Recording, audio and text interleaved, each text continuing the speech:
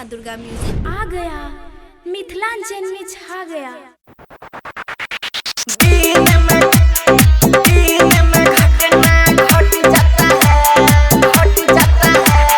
DJ sound Prakash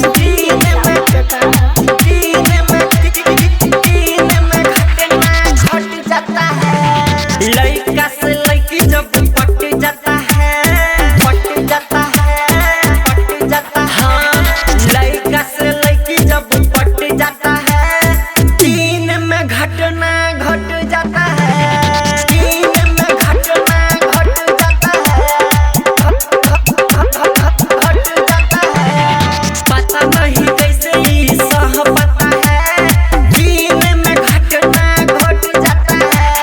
लड़का से लड़की जब पट जाता है, दिन में घटना घट जाता है, दिन में घटना घट जाता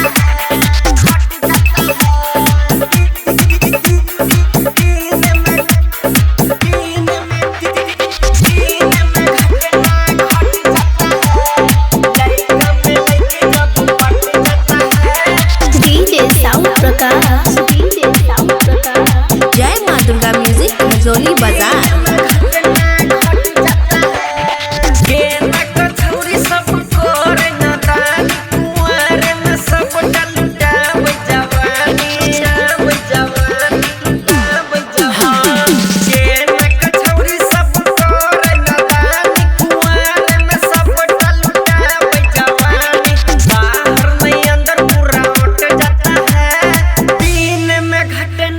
घट जाता है, लड़का में लड़की जब पट जाता है, दिन में घटना घट जाता है,